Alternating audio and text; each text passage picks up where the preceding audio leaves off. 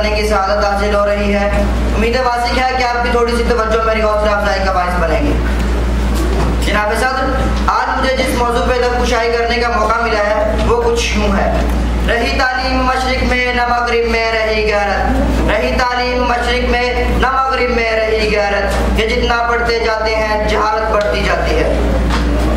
صدر عالی مرتبت، افراد اور اقوام کی زندگی میں تعلیم و تربیت کو وہ بنیادی اہمیت حاصل ہے کہ افراد کی ساری زندگی کی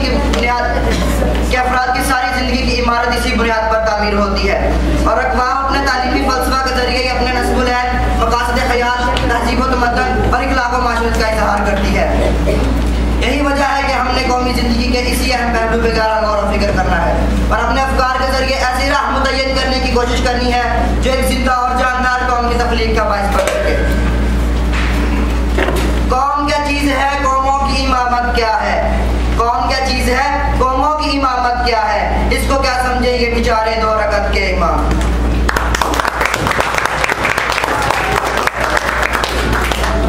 معزز سامعین، مغربی تعلیم کی بنیاد ہی مادیت پرستی ہے۔ وہ عقل پرستی، تن پروری اور عیش و آرام کی دلدادگی کا سبق دیتی ہے۔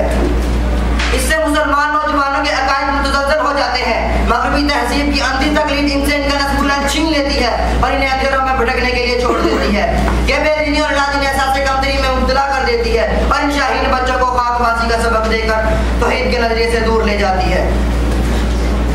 بس کسی نے کیا خوب کہا ہے: شکایت ہے مجھے یارب خداوندان مکتب سے، شکایت ہے مجھے یارب خداوندان مکتب سے، سبق شاہین بچوں کو دے رہے ہیں خاک بازی کا۔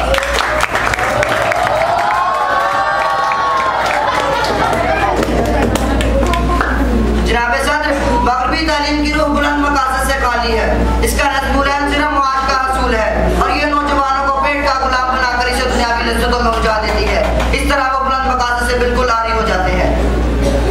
مغربی تعلیم نوجوانوں کو اپنی قومی روایات سے بیگانہ کر کے مغربی طرز معاشرت، رفتار و گفتار اور طرز حیات کا دلدادہ بنا دیتی ہے، اور مغرب کے جھوٹے معیار، جھوٹے نظریات اور جھوٹے اقدار کی چمک دمک ان کی نگاہوں کو گیلا کر دیتی ہے۔ اس طرح وہ اپنی فطری حریت، دلیری، شجاعت اور بلند پروازی کو چھوڑ کر احساس کمتری کا شکار ہو جاتے ہیں۔ مغربی تعلیم کا ایک بہت بڑا المیہ یہ ہے کہ اس نے عورت کو جذبہ عمومیت سے بیگانہ کر دیا ہے۔ عورت اس بات سے جان چرانے لگی ہے جو نئی نسل کی تخلیق اور تعلیم و تربیت کی صورت میں قدرت نے اس کے سپرد کیا تھا۔ یہ گویا قومی خودکشی کے مترادف ہے۔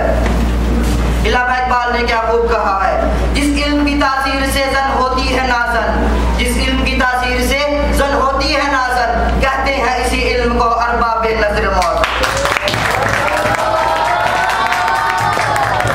بیگانہ رہے دی سے اگر مدرسہ زن، بیگانہ رہے دی سے اگر مدرسہ زن، ہے عشق و محبت کے لیے علم و ہنر موت۔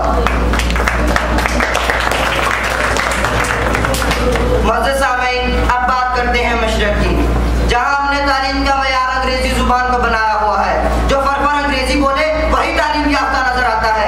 اس کے برعکس ہم قرآنی تعلیمات کو کوئی درجہ نہیں دیتے، جو کہ ہماری اشد ضرورت ہے، کیونکہ مغربی تعلیم نے ہمارا معیار جو بنا دیا ہے کہ ہمارے رنگ ڈنگ میں مغرب کی جھلک نہ ہوئی تو اچھا روزگار ہی نہیں ملے گا۔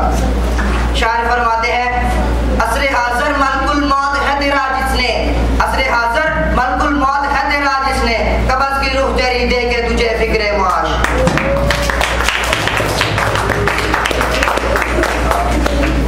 صدر ذوالفقار، ہمارا اللہ تعالیٰ کا راضی ہونے کا یقین بھی متزلزل ہو چکا ہے۔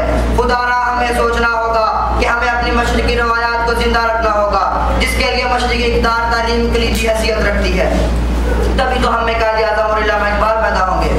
ارباب علم و دانش، مغربی تعلیم نے تدریس کی ذمہ داری جن لوگوں کے سپرد کی ہے وہ خود بے راہ ہے، اور نہ ان علوم پہ گہری نظر رکھتے ہیں جو وہ پڑھاتے ہیں، اور نہ تعلیم کے حقیقی مقاصد سے آشنا ہے، اور جسے خود راہ کی خبر نہ ہو وہ دوسروں کی رہنمائی کیوں کر سکے گا؟